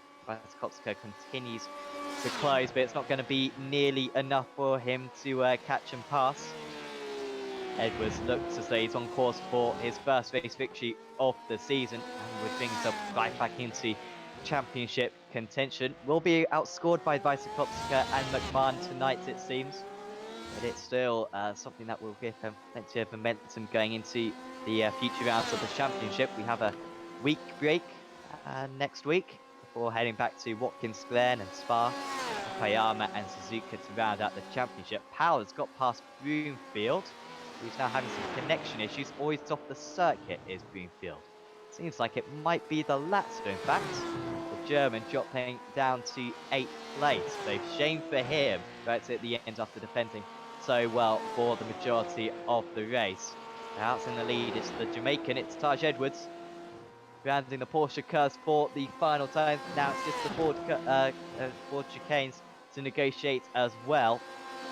And it's going to be a Gold Racing Team 1-2. A Gold Racing Team Porsche 1-2. Perfect for the team's championship. But out in the lead, Taj Edwards is going to take the first victory of the season. Edwards wins race 2 at Le Mans, just as he did last season. Kopska didn't have time to catch up. It will be James Salt who will let past Tom McMahon. Will he? No, he won't. Salt will finish in 3rd place ahead of Tom McMahon. It's a decent recovery for McMahon after a spin, but you do wonder maybe he could have fought for the race win if it weren't for that. Powell rounds out another good race for Evo SR with Humphrey just behind Horder. Where is Broomfield in this? Broomfield will finish in 8th place, and Lee would just about beat Max Wolf, who was very strong towards the closing stages in 10th. Kittleman is going to be top of the amateur drivers. Congratulations to Kevin Kittleman, and he thoroughly deserves that. Manages to beat Stevens quite comfortably in the end. Stevens struggling near the end. Copeland isn't going to quite get past Douglas, it seems. Douglas in the wars. He cut the chicane before the race even started. He then had a pretty high-speed incident, I think, into the wall, but he somehow gets a 16th place out of that. Congratulations to Wayne Douglas. We've also got Craig Jones, who I think maybe towed back to the pits on the last lap. He's just dropping down the order at the moment as the others cross the line. I'm rummaging through my notebook. I think, yes, it is. That's Kittleman's first AM win. That's his highest finish in AMS. His previous best was last week. He finished 2nd in the AMS in race 2 at Phillip Island. So yeah, congratulations to Kittleman for his first AM win. A long time coming. Kevin Kitselman, watch out for him in the 24 hours next week if you're in the same split, SCC Racing. You might be maybe fighting for that split victory, perhaps. The others just crossing the line now. David Nichols, good to see him back in the championship along with the other Satellite drivers, but not quite the day that Satellite wanted. He finishes in 21st place. Still got Ryan Jones as well from right at the back. He'll finish in 22nd place. Adrianson as well in 23rd. McCullen in 24th, and Becker as well. They're all coming across the line pretty similar to one another. Becker, in fact, overtakes McCullen on the run to the line. Becker's overtaken McCullen. Has McCullen run out of fuel, I wonder? Because he is painfully slow across the line. Oh, what's going on here? Has he got drive? He's got drive. He was just better. He let past one driver there, did McCullen. Probably picked up a 1x as well. So maybe get a penalty point. But he finishes in 25th place for SCC Racing. So, round 8 or race 8 of the championship, round 2, round 4, race 2. I'll get the hang of that eventually. Taj Edwards wins. Mike Vicekopsakit, his teammates in 2nd place. That's nice. That's some nice ACT. Gold Racing Team 1, 2. Then Evo SR 3, 4, 5.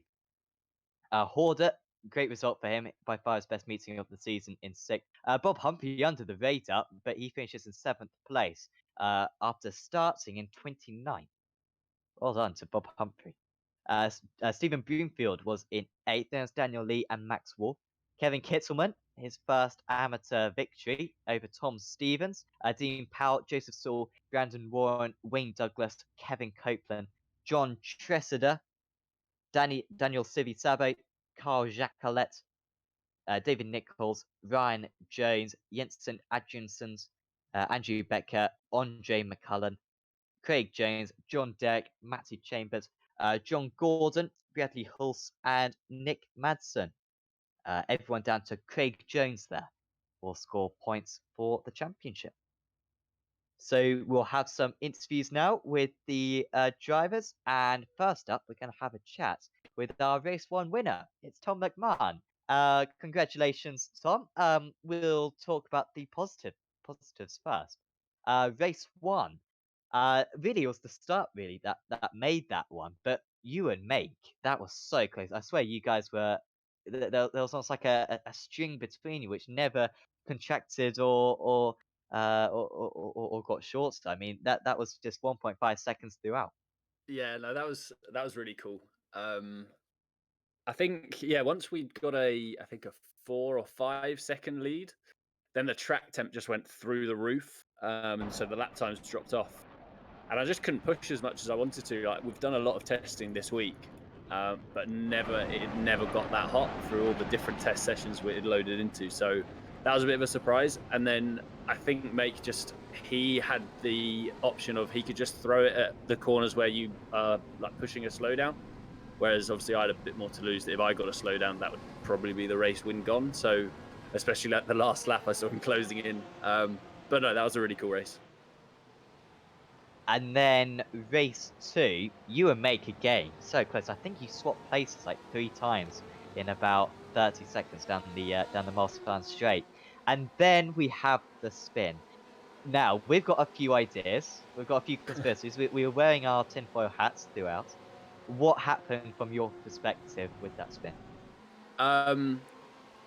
I got spooked there was a car. I don't know who was on the inside or the outside.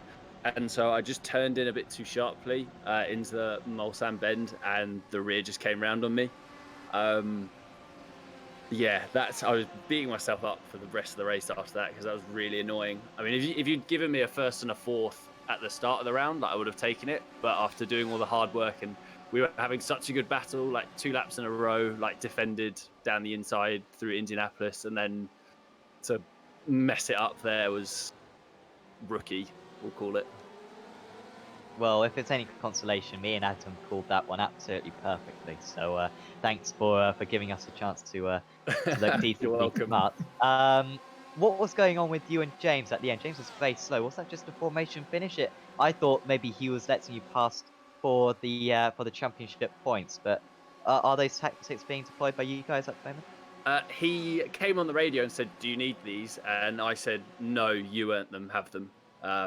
I don't want to pick up points from my teammates. It's one thing not fighting too hard when they know if I'm fighting for a championship, but I made the mistake that it's not right for me to take that podium away from Salty because I say so. So no, he offered, but I declined.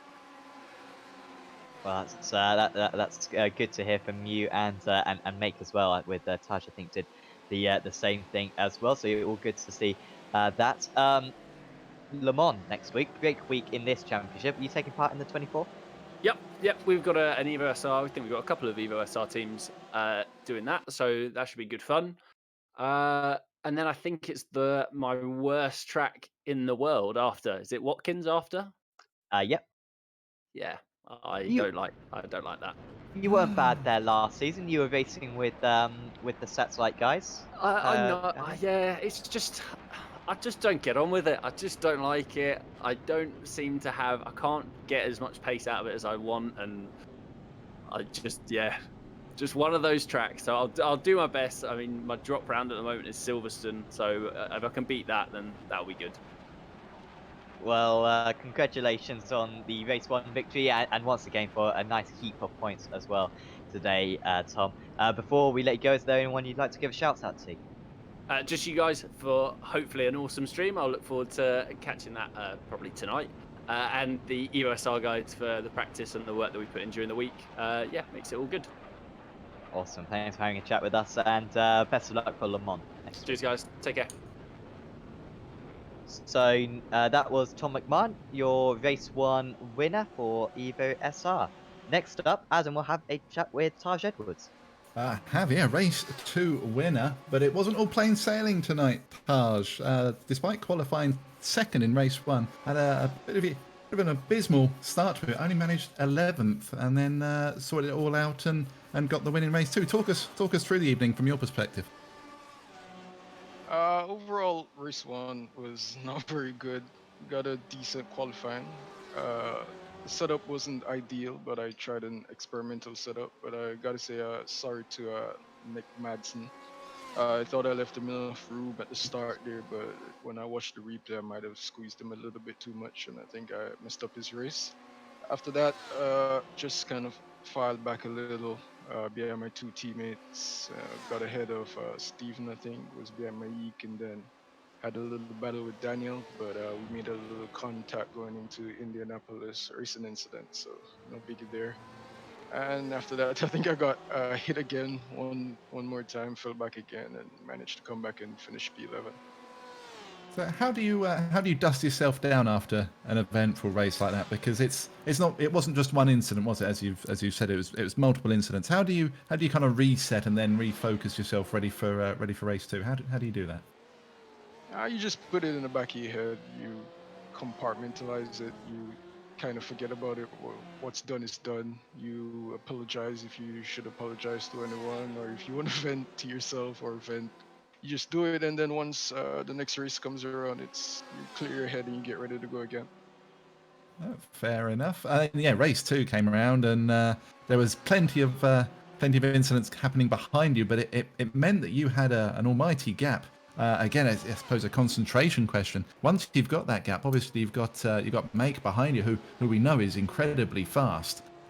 We saw him put in some stellar laps towards the end. How do you keep yourself focused on pushing, but not to a point where you're endangering your win? How do you do that? Yeah, once I got around, I think it was Aaron Powell from EOSR, got out of the gap, got out of his draft, and then I kind of just took it easy. But the setup that I was running, it was very loose and very on edge, especially in the braking zones and in the Porsche curves, because I tried something a little bit different. I don't think it worked out for the best because I think Tom at one point was closing me down pretty quickly, and then I think he had a spin, and then it was Maik who was closing me down. But yeah, you just focus on your marks and just kind of just get tunnel vision and focus on the race. Oh, and yeah, focus you did and win the race you certainly did. We got a week off next week, which is going to be filled by the Le Mans 24 Hours. Are you participating? Yeah, I'm scheduled to be down with that. I'm gonna be racing with my teammate Maik and another one of my teammate Jean-Philippe. So looking forward to that. Hopefully we get a good result in the 24-hour race as well.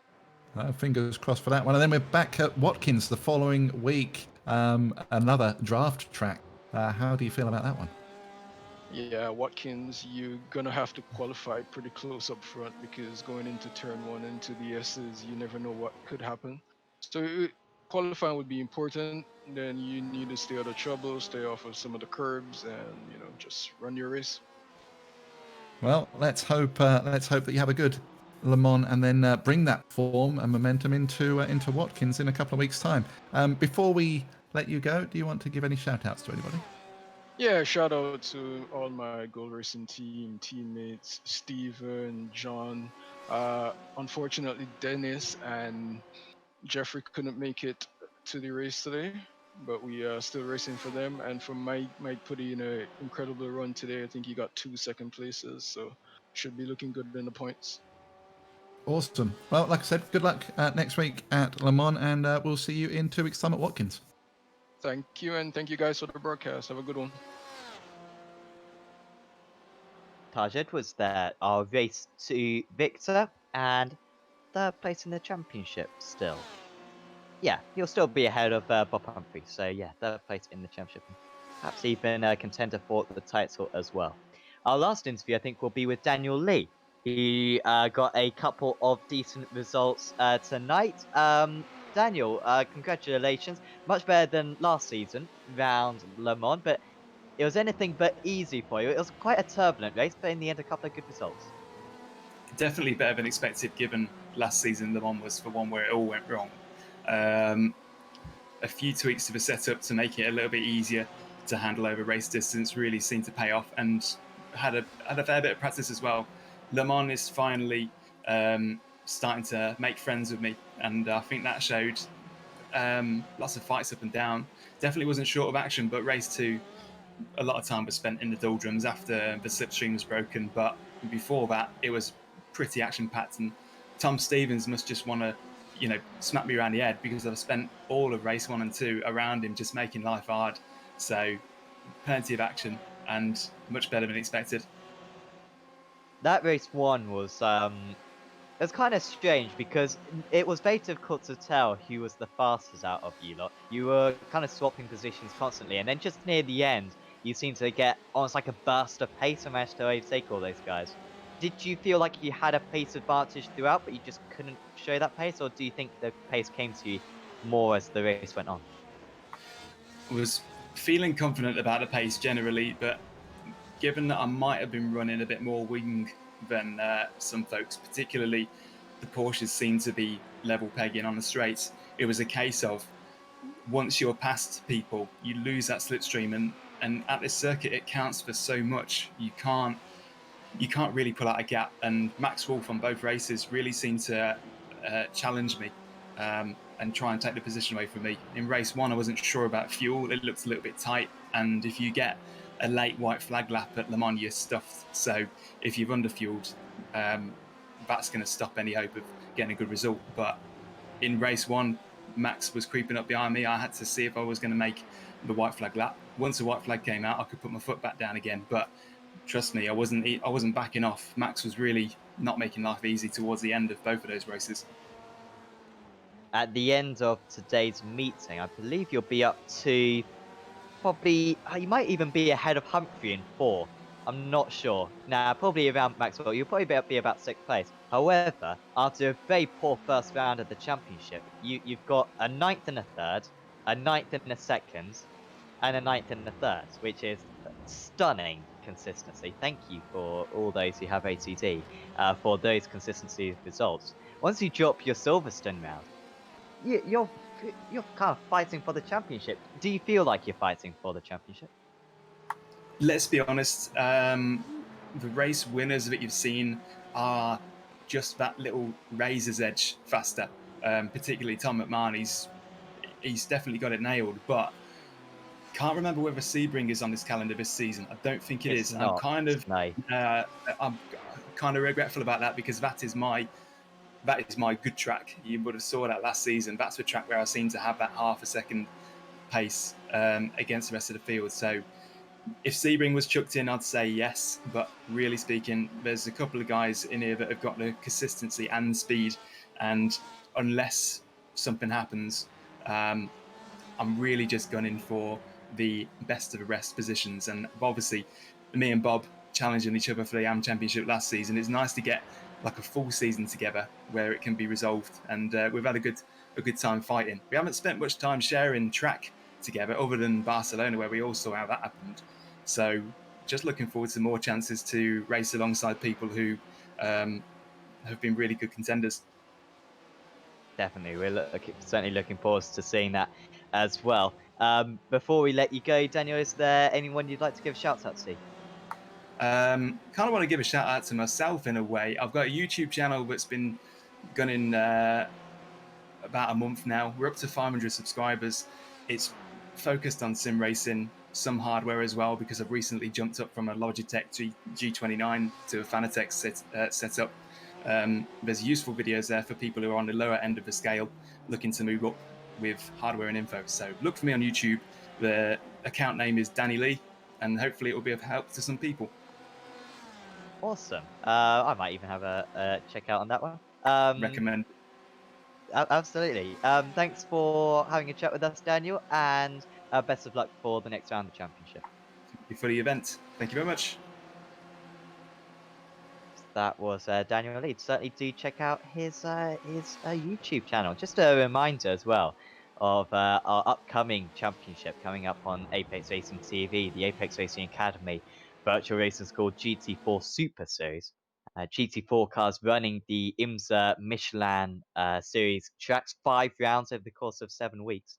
And heat racing, really competitive order, and using fixed setup using the Apex Racing Academy setups, which are some of the best you will find about. So certainly do sign up to that on apexracingleague.com. By signing up to that series, you get a silver membership to Apex Racing Academy, which will give you access to loads of data packs. So honestly, even if you're not absolutely enthralled about the GT4, certainly do sign up, give the GT4 a go, because even if you don't absolutely adore it, still get access to the other setups as well. So it's really smart to sign up to that. Details on the Apex Racing League website there. But Adam, another round is completed, and like I said, when you take into consideration that drop round for Daniel Lee, he's kind of in the championship. He's been scoring some good points. Still McMahon and Vysokopska favourites, but I mean Edwards is in there. I think if Holman comes back strong as well after missing today's round, he could be in there. Max Wolf, we know, is quick. It's just superb to have so many competitive gyros fighting for race wins week in, week out. No, absolutely right, and that's what I love about this league is that one bad round can make such a big difference because everyone's chomping at everyone else's heels. You know, it's brilliant, and yeah, once you play it all out at the end of the season, when it's all said and done, it's it's still up for grabs, isn't it? It's still anyone's game really at this point. But we're halfway through now. Is this the halfway point? I think we've got Yeah, it is. Good point. yeah. So yeah, all still to play for, and yeah, when we come back from the week break, 2 of my favourite tracks on our racing. I said it last season. I'm going to say it again. Watkins and Spa, brilliant tracks. Can't wait to get back in the booth and start watching that in a couple of weeks' time. Definitely. James Salt as well is also in the championship. I just wanted to say that in case he wins the title and makes me look really dumb. But also watch out for him and Chambers as well. You know, lots of drives at this halfway stage of the season. You know, still got Watkins Glen Spa, which will be really good rounds, and then Okayama and Suzuka. Suzuka, everyone will like. Okayama, surprise opinion, I like it though. I like it. Hence why it's on the schedule. So a nice Japanese end to the season. We didn't want to go to Motegi, much better to go to Okayama instead. So there'll be no rounds of the Apex Racing League GT Championship coming up next week. We're on a break week because Le Mans is going ahead. Of course, if you're racing that, best of luck to you, unless I'm in the same split as you, or Alex or Adam are in the same split as you, in which case, bad luck to you, because we need all the help we can get. But certainly, yeah, in all seriousness, best of luck for that one. We'll have a week's break, and then we'll be back for Watkins Glen and Spa on consecutive weeks in the Apex Racing League GT Championship. If you've enjoyed this video, do leave a like on it. We super appreciate it. And also subscribe to the iRacing Esports Network. Loads of stuff, including the World Championship events as well. And a couple of broadcasts from us, including the Apex Racing League Touring Car Championship. The showdown in that stage, I believe, starting on Thursday. So that's where the points are all reset pretty much. And it will be a 12-car battle for the Pro Championship and a 10-car battle as well for the Amateur Championship. I think Adam is even in that. He might even win a blooming title. I'm going into it in second place in the Championship. Yes. So watch that for Adam, if for nothing else. And there's loads of other stuff as well on the Esports Network and on Apex Racing TV. So certainly do keep subscribed to both of them. But for now, from me, from Adam, and from Alex, we are going to say goodbye, and we will see you next time.